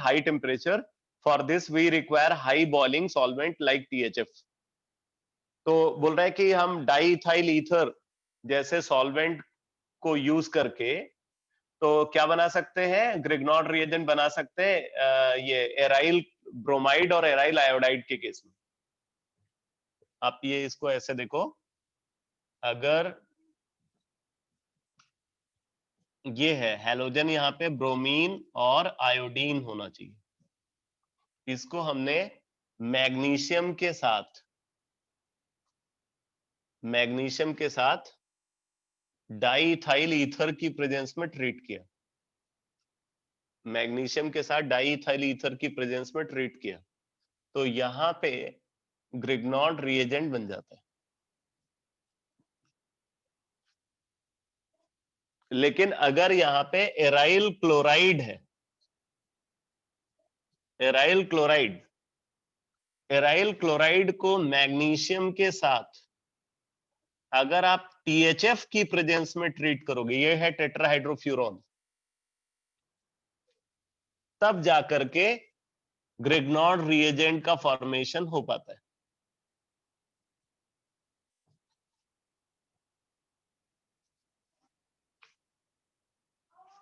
मतलब diethyl ether यहाँ पे आप use नहीं कर सकते क्योंकि उसका boiling point कम होता है। THF का बॉइलिंग पॉइंट ज्यादा होता है, तो हाई बॉइलिंग ईथर के साथ जब हम मैग्नीशियम की प्रेजेंस में इसको हीट करेंगे फिर ग्रिग्नॉड रिएजेंट फॉर्म होगा।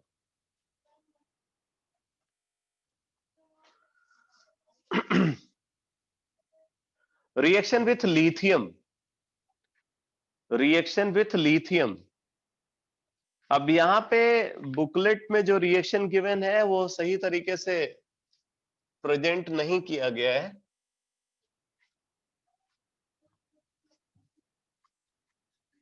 ये होना चाहिए रिएक्शन, जैसे अगर हमारे पास एराइल हैलाइड है,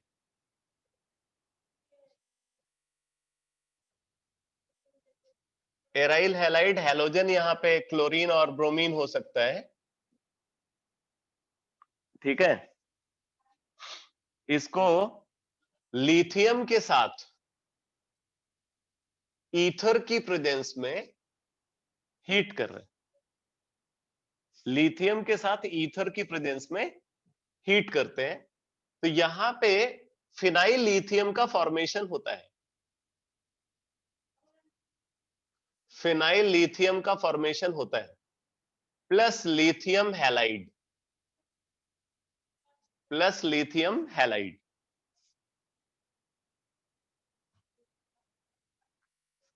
ठीक है, जैसे ये ग्रिग्नॉड मैग्नीशियम के साथ रिएक्शन हो रही है वैसे ही लिथियम के साथ रिएक्शन होती है।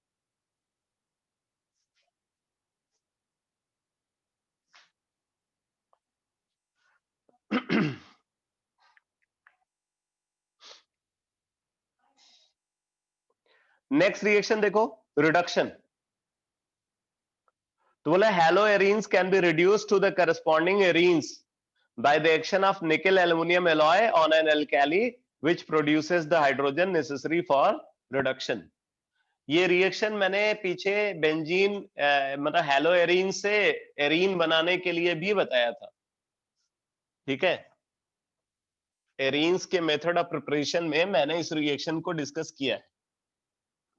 तो क्या है, अगर हमारे पास एराइल हैलाइड है, एराइल हैलाइड को निकल एल्युमिनियम एलॉय, निकल एल्युमिनियम एलॉय और सोडियम हाइड्रोक्साइड के साथ बॉयल करते हैं, तो यहां पे बन जाता है रेने निकल, रेने निकल बन जाता है। तो निकल एल्युमिनियम एलॉय और सोडियम हाइड्रोक्साइड के साथ बॉयल करते हैं तो रेने निकल प्रोड्यूस होगा जो इसको रिड्यूस कर देता है।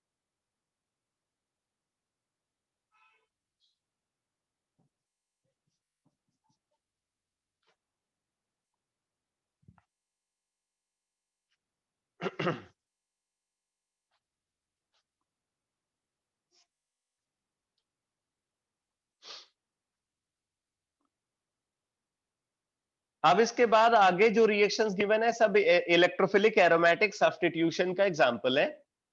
इसमें बस आपको एक बात ध्यान रखनी है कि जो हैलोजन है वो ऑर्थो पैरा डायरेक्टिंग होता है और डीएक्टिवेटिंग होता है। डीएक्टिवेटिंग का मतलब इसकी रिएक्टिविटी बेंजीन से कम होगी।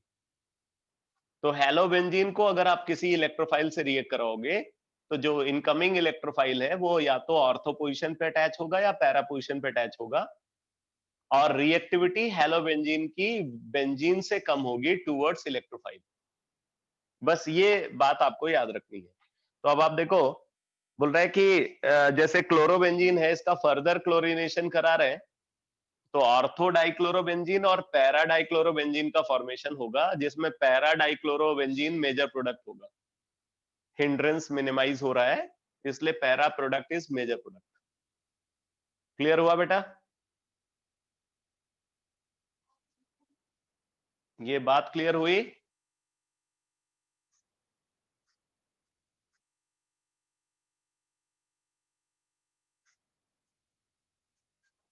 अरे इलेक्ट्रोफिलिक एरोमेटिक सब्स्टिट्यूशन के बारे में मैंने अभी जो कुछ बताया वो समझ में आया आपको? क्या क्या आपको यहाँ पे ध्यान में रखना है? एक तो हैलोजन ऑर्थो पैरा डायरेक्टिंग है, दूसरा डीएक्टिवेटिंग है।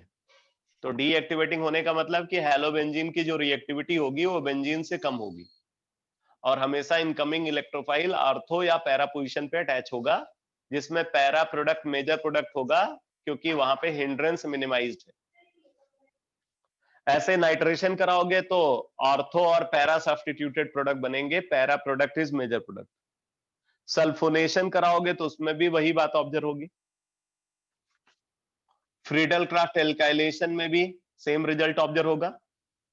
ध्यान देना, हैलोबेंजीन तक फ्रीडल क्राफ्ट एल्काइलेशन और एसाइलेशन पॉसिबल है। अगर इससे ज्यादा डीएक्टिवेटेड हो जाए रिंग तो एसाइलेशन या एसाइलेशन, फ्रीडल क्राफ्ट एल्काइलेशन या एसाइलेशन तब पॉसिबल नहीं होता। तो यहाँ पे फ्रीडल क्राफ्ट एल्काइलेशन और एसाइलेशन पॉसिबल है बिकॉज यहाँ पे रिंग सफिशिएंटली एक्टिवेटेड है जिससे कि इलेक्ट्रोफाइल अटैक कर सके। तो एल्काइलेशन कराओगे तो ऑर्थो और पैरा पोजीशन पे एल्काइल ग्रुप आएगा, एसाइलेशन कराओगे तो ऑर्थो और पैरा पोजीशन पे एसाइल ग्रुप आएगा। तो ये सारी रिएक्शन, सारे फैक्ट्स क्लियर हो गए बेटा?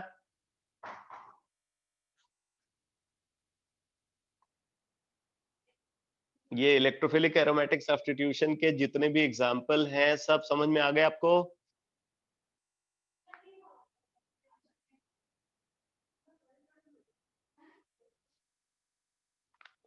बस इलेक्ट्रोफाइल बदल रहा है, ठीक है। आप जो ग्रुप पहले से प्रेजेंट है उसका एक्टिवेटिंग, उसका मतलब जो है डायरेक्टिंग इफेक्ट को समझो और उसका एक्टिवेटिंग और डीएक्टिवेटिंग इफेक्ट को समझो।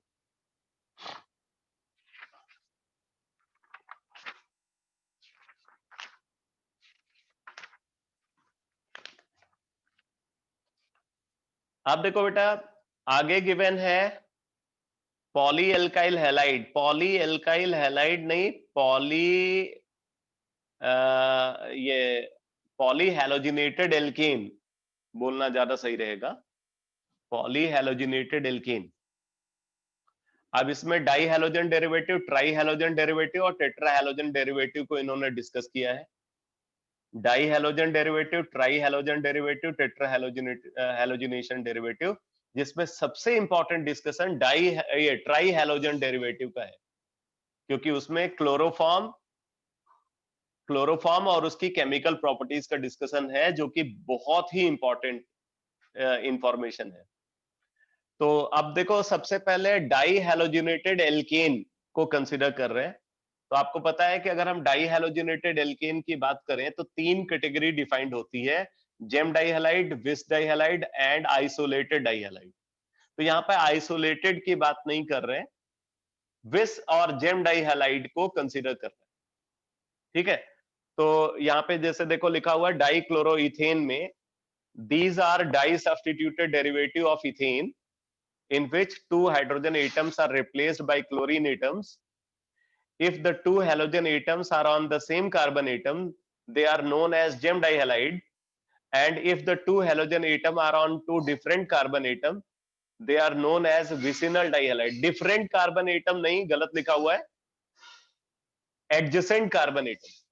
एडजेसेंट कार्बन एटम पे अगर हैलोजन आता है तब उसको विस डाइहैलाइड बोलते हैं। खैर, इथेन के रेस्पेक्ट में अगर बात करें तो इथेन में तो 2 ही कार्बन है, तो इथेन के कॉन्टेक्स्ट में तो ये स्टेटमेंट सही होगा। बाकी अगर कोई और एल्केन है तो उसके कॉन्टेक्स्ट में ये स्टेटमेंट सही नहीं होगा। तो सबसे पहले बात आती है कि जो जेम डाइहैलाइड है आप उसको कैसे प्रिपेयर करोगे। तो जेम डाइहैलाइड का प्रिपरेशन मेथड,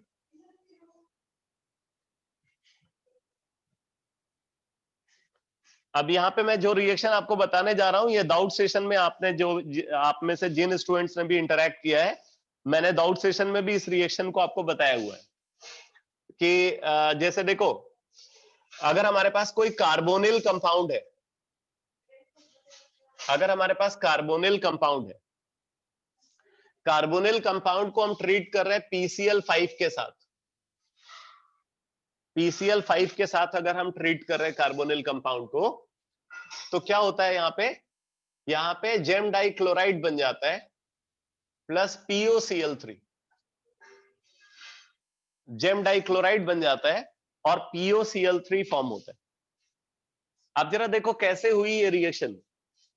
तो आपको एक बात पता होनी चाहिए कि कार्बोनिल कंपाउंड जो है ये इक्विवेलेंट होता है जेम डाइऑल के। Carbonyl compound is equivalent to gem diol, क्योंकि एक कार्बन पे 2 H ग्रुप अनस्टेबल होता है, इसलिए डिहाइड्रेट होकर के इसमें कन्वर्ट हो जाएगा। तो कार्बोनिल ग्रुप का मतलब वो एक जेम डाइऑल के इक्विवेलेंट। अब हम इसको PCl5 के साथ ट्रीट कर रहे हैं, तो PCl5 के साथ अगर आप ट्रीट करोगे तो क्या होगा, PCl5 इस OH से भी रिएक्ट करेगा और इस OH से भी रिएक्ट करेगा। तो एक क्लोरीन इसकी जगह पे आ जाएगा और एक क्लोरीन इसकी जगह पे आ जाएगा, मतलब ये वाला प्रोडक्ट आपके सामने बन रहा है। ठीक है, ये प्रोडक्ट आपके सामने बन रहा है। दोनों OH की जगह पे 2 क्लोरीन आ गए। तो 5 क्लोरीन था, 5 में से 2 ट्रांसफर हो गया, 3 बचा, और ऑक्सीजन जो है तो वो ऑक्सीजन मिलकर के यहां पे क्या बन जाता है, POCl3 बन जाता है। POCl3 का फॉर्मेशन होता है।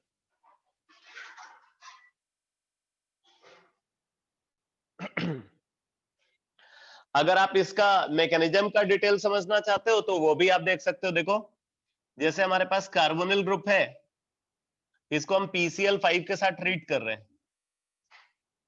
तो क्या होगा, ये ल्यूइस एसिड है और ये ल्यूइस बेस है।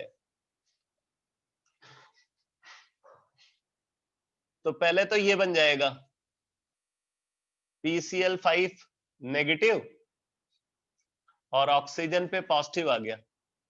आप इसको ऐसे लिख सकते हो, PCl5 को आप इस तरीके से लिख सकते हो। और फिर देखो फिर क्या होता है, ये क्लोराइड जो है ना यहां से फ्री होकर के इस पे अटैक कर जाता है और इधर इलेक्ट्रोमैग्नेटिक इफेक्ट ऑब्जर्व होगा। तो अब यहां से ये बन जाएगा बेटा, क्लोरीन आ गया और O PCl4 ये बन गया, OPCl4। ठीक है, OPCl4 का फॉर्मेशन होता है।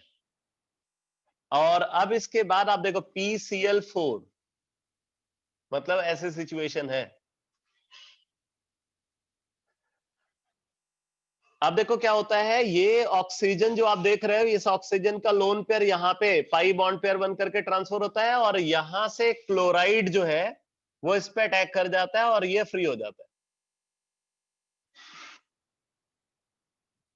तो इस तरीके से जेम डाइक्लोराइड बन जाएगा प्लस POCl3 का फॉर्मेशन होता है। POCl3, P double bond O Cl3, ये बन जाता है। ये इसकी मैकेनिज्म है।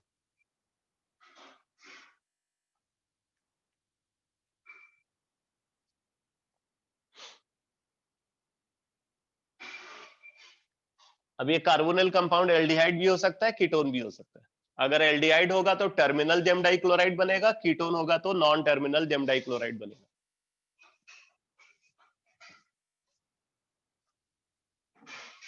अगर आप यहाँ पे एल्डिहाइड यूज कर रहे हो PCl5 के साथ, तो फिर ये बन जाएगा RCHCl2 प्लस POCl3। और अगर आप यहाँ पे कीटोन यूज कर रहे हो,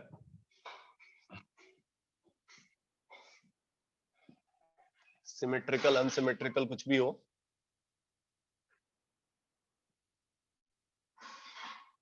तो नॉन टर्मिनल जेम डाइक्लोराइड का फॉर्मेशन होता है। ये टर्मिनल है क्योंकि टर्मिनल कार्बन पे दोनों क्लोरीन प्रेजेंट है और ये बीच के कार्बन पे है, इसलिए नॉन टर्मिनल जेम डाइक्लोराइड बोलेंगे।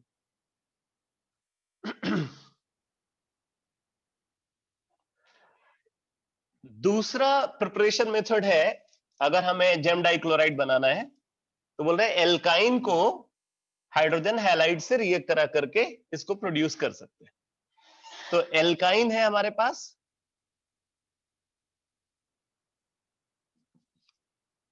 इसको हम HCl के साथ ट्रीट कर रहे हैं।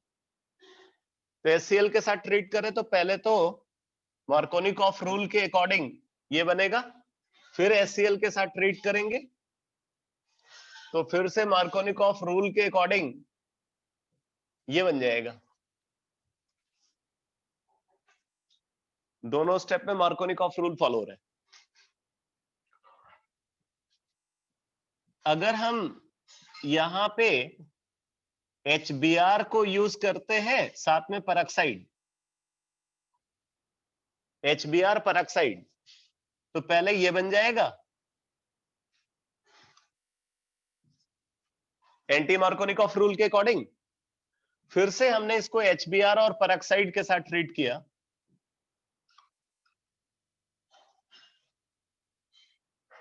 तो ये प्रोडक्ट बन जाता है RCH2CH Br2। ये टर्मिनल जेम डाइहाइलाइड हो गया, ये नॉन टर्मिनल, ये टर्मिनल।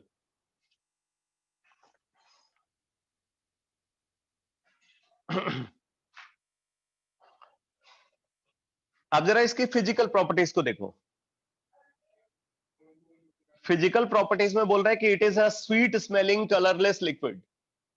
ये प्लीजेंट स्मेलिंग लिक्विड है, कलरलेस लिक्विड होता है।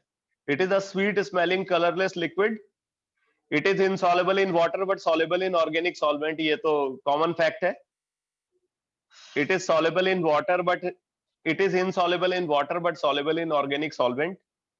It is heavier than water, ये पहले डिस्कशन में बता चुका हूं। पॉलीक्लोरोएल्केन जो होते हैं they are heavier than water, monochloroalkane are lighter than water. Chemical properties में अगर आप देखो तो अगर इसकी हाइड्रोलिसिस करा रहे हैं,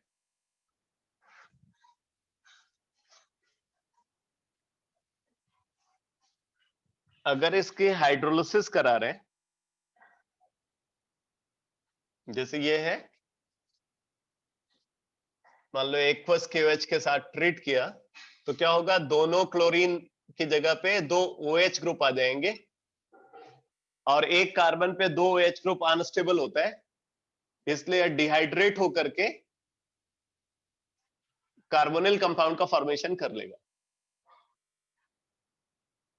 ये कार्बोनिल कंपाउंड में कन्वर्ट हो जाएगा। कहने का मतलब यह है कि जेम डाइक्लोराइड को अगर आप हाइड्रोलाइज करो तो कार्बोनिल कंपाउंड का फॉर्मेशन होता है।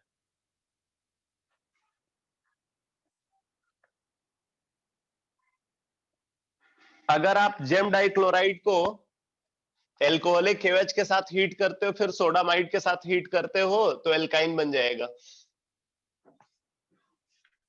जैसे ये है RCH2CHCl2, मान लो ये है, इसको हम पहले एल्कोहलिक KOH के साथ हीट कर रहे हैं, फिर सोडामाइड के साथ हीट कर रहे हैं, या हम क्या कर सकते हैं, एक्सेस सोडामाइड के साथ हीट कर सकते हैं, सीधे एक्सेस सोडामाइड के साथ हीट कर सकते हैं।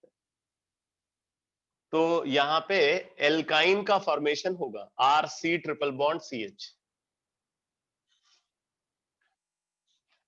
एल्काइन का फॉर्मेशन होगा। सारी बात पहले बताई जा चुकी है आपको।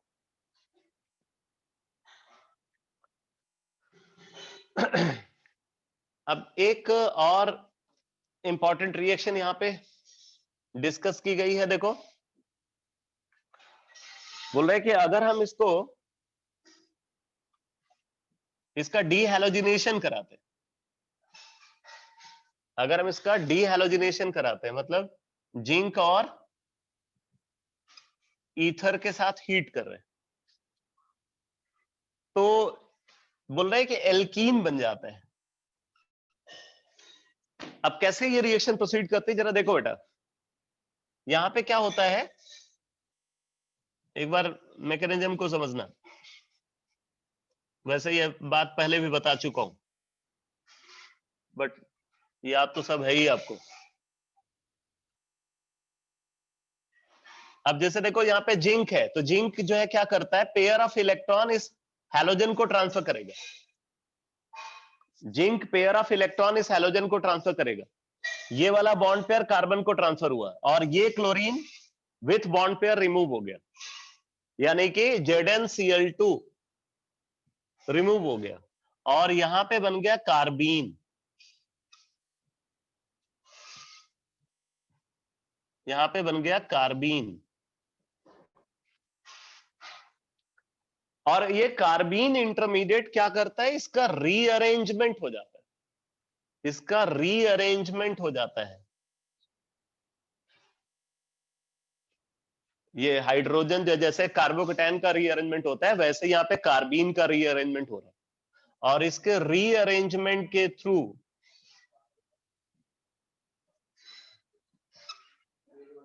एल्कीन बन जाता है। रीअरेंजमेंट के थ्रू एल्कीन बन जाता है।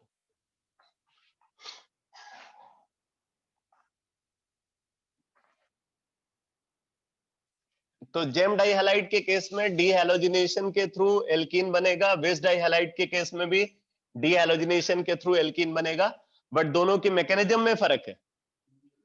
जेम डाइहैलाइड के केस में रिएक्शन जो है वो कार्बीन इंटरमीडिएट फॉर्मेशन के थ्रू एल्कीन का फॉर्मेशन करती है, जबकि विस डाइहैलाइड के केस में रिएक्शन E2 मैकेनिज्म के थ्रू प्रोसीड करती है, E2 मैकेनिज्म के थ्रू प्रोसीड करती है। अब जैसे देखो आगे नेक्स्ट रिएक्शन गिवन है, अगर हमारे पास जेम डाइक्लोराइड है, इसको ट्रीट कर रहे हैं एल्कोहलिक KCN के साथ, इसको एल्कोहलिक KCN के साथ ट्रीट करते हैं, तो एल्कोहलिक KCN के साथ ट्रीट करने पे क्या होगा, KCl रिमूव होगा और डाइसाइनाइड बन जाता है बेटा, डाइसाइनाइड का फॉर्मेशन होता है। अच्छा, अब एक और इंपॉर्टेंट बात बताऊं आपको, ये जो डाइसाइनाइड बनता है ना, अगर इसको डाइल्यूट HCl से ट्रीट करें, तो डाइल्यूट HCl से ट्रीट करने पे साइनाइड COOH ग्रुप में कन्वर्ट हो जाता है, मतलब यहाँ पे डाई कार्बोक्सिलिक एसिड बन जाएगा, डाई कार्बोक्सिलिक एसिड। और इस डाई कार्बोक्सिलिक एसिड को जब हम हीट करते हैं, ठीक है, इसको जब हम हीट करते हैं तो क्या होता है, ये डी कार्बोक्सिलेट हो जाता है, CO2 गैस प्रोड्यूस होती है यहाँ पे।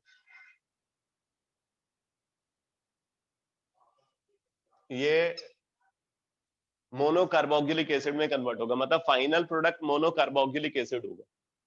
अब मैं आपको ये बात क्यों बता रहा हूं, अगर सिमिलर पैटर्न पे विस डाइहैलाइड को रिएक्ट कराएं तब जरा देखो क्या बनेगा। जैसे हमारे पास ये विस डाइहैलाइड है,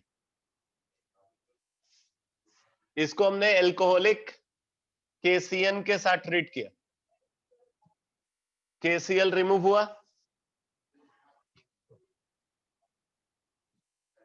यहां पे साइनाइड, यहां पे साइनाइड, फिर डाइल्यूट HCl के साथ ट्रीट किया इसको, तो डाइल्यूट HCl के साथ ट्रीट करने पे क्या होता है, यहां पे COOH ग्रुप और यहां पे COOH ग्रुप।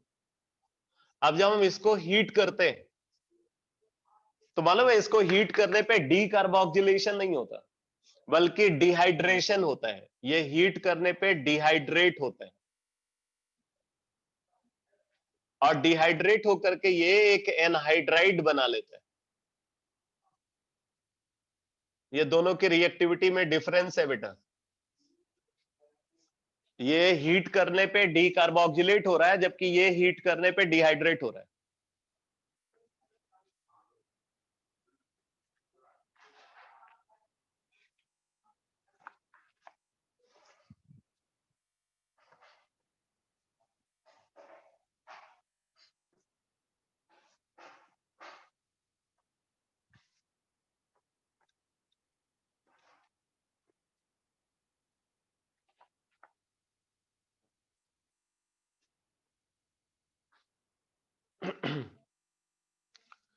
ये डिफरेंस समझ में आया दोनों में? दोनों की रिएक्टिविटी में जो डिफरेंस है वो क्लियर हुआ बेटा?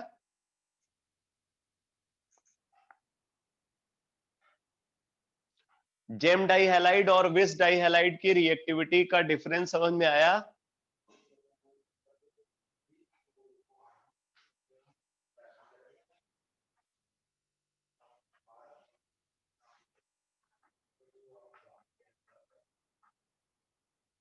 इसको इसको आप डिस्टिंग्विश अगर करना चाहते हो ना, लास्ट में एक एनालिटिकल टेस्ट को परफॉर्म करते हैं। लास्ट में क्या करते हैं, ये जो दोनों का जो एंड प्रोडक्ट है, अगर इसको हम सोडियम बाइकार्बोनेट के साथ या सोडियम कार्बोनेट के साथ ट्रीट करें तो ये ब्रिस्क एफरवेसेंस प्रोड्यूस करता है। बहुत तेजी से यहाँ पे CO2 गैस रिलीज होती है जब हम इसको सोडियम बाइकार्बोनेट या सोडियम कार्बोनेट से रिएक्ट कराते हैं। लेकिन इसको जब हम सोडियम कार्बोनेट या सोडियम बाइकार्बोनेट से रिएक्ट कराते हैं तो ब्रिस्क एफरवेसेंस नहीं प्रोड्यूस होती। इस तरीके से हम दोनों को डिस्टिंग्विश कर पाते हैं, मतलब स्टार्टिंग एल्काइल हैलाइड वो जेम डाइहैलाइड है या विस डाइहैलाइड है, इसको डिस्टिंग्विश करने के लिए यही तरीका है कि पहले क्या करो, पहले एल्कोहलिक KCN से रिएक्ट कराओ, फिर डाइल्यूट HCl से रिएक्ट कराओ, फिर हीट करो, उसके बाद जो प्रोडक्ट मिले उस प्रोडक्ट को आप ट्रीट करो सोडियम कार्बोनेट या सोडियम बाइकार्बोनेट के साथ। अगर ब्रिस्क एफरवेसेंस प्रोड्यूस होती है इसका मतलब है कि जेम डाइक्लोराइड रहा होगा। अगर ब्रिस्क एफरवेसेंस नहीं प्रोड्यूस होती मतलब विस डाइक्लोराइड रहा होगा।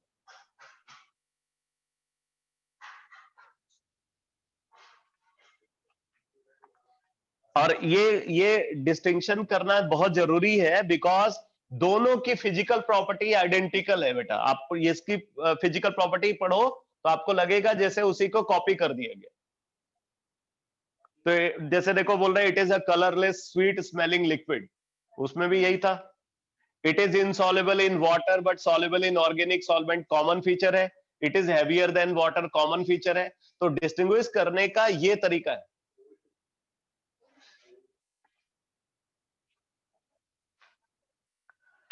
अच्छा आप देखो विस डाइहैलाइड को आप प्रोड्यूस कैसे करोगे, तो प्रिपरेशन मेथड बता रहे हैं।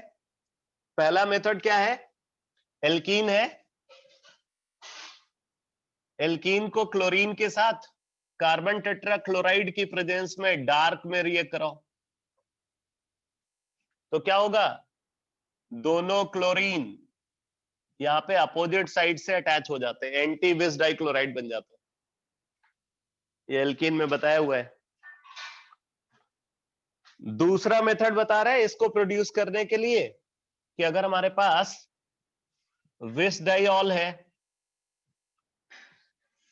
विस डाइऑल को PCl5 के साथ रिएक्ट करा रहे हैं, विस डाइऑल को PCl5 के साथ रिएक्ट करा रहे हैं, या SOCl2 के साथ ट्रीट कर सकते हैं, PCl3 के साथ ट्रीट कर सकते हैं, तो विस डाइक्लोराइड बन जाएगा। इस तरीके से आप इनको फॉर्म कर सकते हो।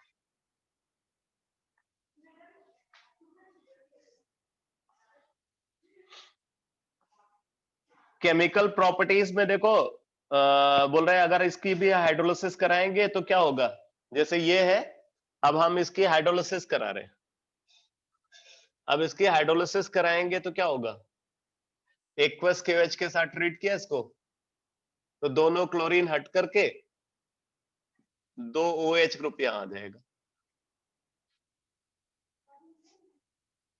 तो ये विस डाइऑल बन जाएगा।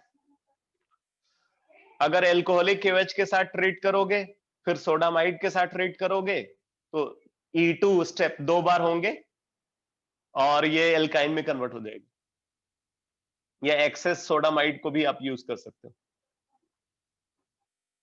डी हैलोजिनेशन अभी बताया ही, जिंक के साथ अगर आपने जिंक और ईथर के साथ हीट करोगे E2 के थ्रू ये एल्कीन में कन्वर्ट हो जाएगा। और KCN के साथ ये वाली रिएक्शन जो अभी बताया, ये अभी विस डाइक्लोराइड के केस में तो वही है पूरा। तो ये तो बात हो गई डाई हैलोजन डेरिवेटिव की। अब इसके बाद बात आती है ट्राई हैलोजन डेरिवेटिव की। ठीक है, ट्राई हैलोजन डेरिवेटिव क्लोरोफॉर्म। तो क्लोरोफॉर्म को कैसे प्रोड्यूस कर रहे हैं, इसमें बोला है by distilling ethyl alcohol acetaldehyde or acetone with a suspension of bleaching powder in water. Bleaching powder supplies both chlorine and calcium hydroxide needed for the reaction. Instead of bleaching powder, we can also use chlorine and alkali or sodium hypochlorite. तो ये जो reaction यहाँ पे discuss कर रहे हैं बेटा, ये फेमस है इस नाम से जिसको हम बोलते हैं हैलोफॉर्म टेस्ट. तो आप ये हेडिंग डालो, हैलोफॉर्म टेस्ट. बहुत इंपॉर्टेंट डिस्कशन है ऑर्गेनिक केमिस्ट्री का. ये हैलोफॉर्म टेस्ट बोर्ड एग्जाम में भी खूब पूछा जाता है और कॉम्पिटिटिव एग्जाम में तो अक्सर इन्वॉल्वमेंट इस रिएक्शन का देखने को मिलता है कंपाउंड के आइडेंटिफिकेशन के लिए. Haloform test.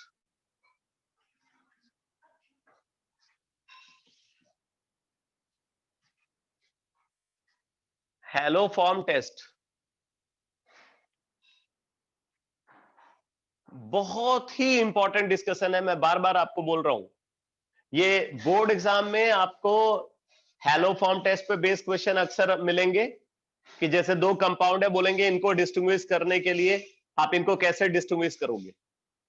तो उसके लिए अक्सर हैलोफॉर्म टेस्ट को यूज किया जाता है और कॉम्पिटिटिव एग्जाम के पॉइंट ऑफ व्यू से भी बहुत ही इंपॉर्टेंट इंफॉर्मेशन है ये. तो लिख लो, this analytical test is given by, this analytical test is given by those compounds.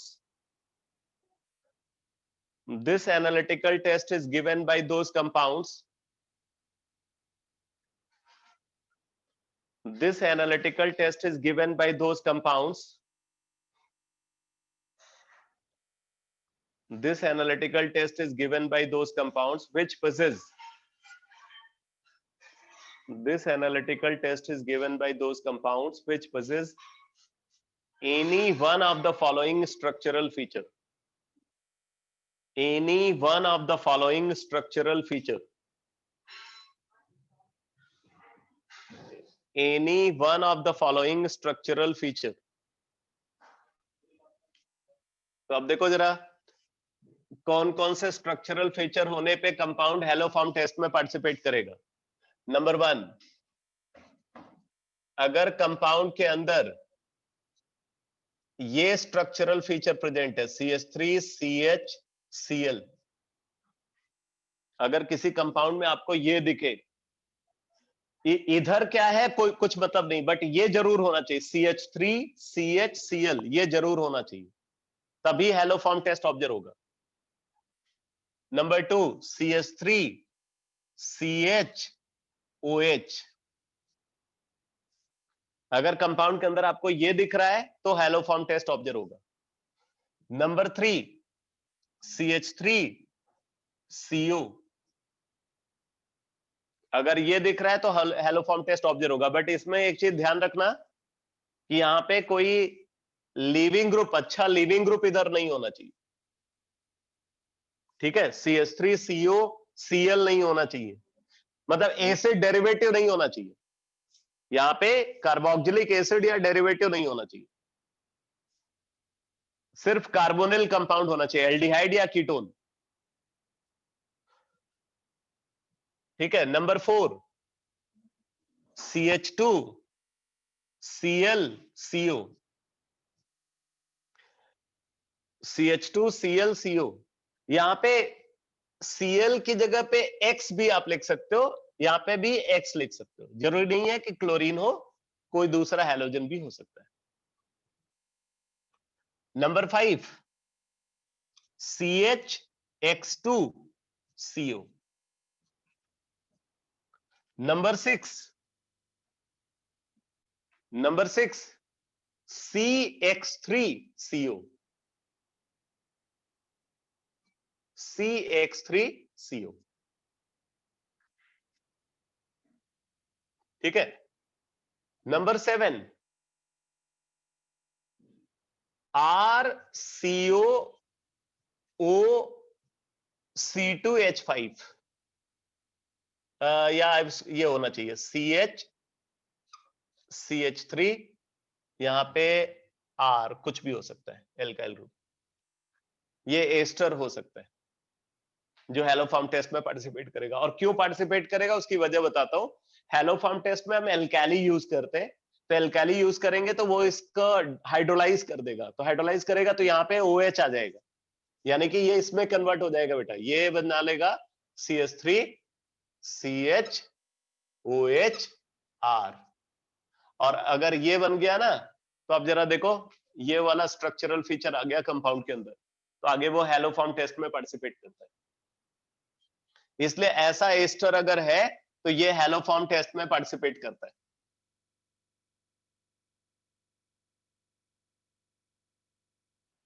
इसी तरीके से अगर ये कंपाउंड है,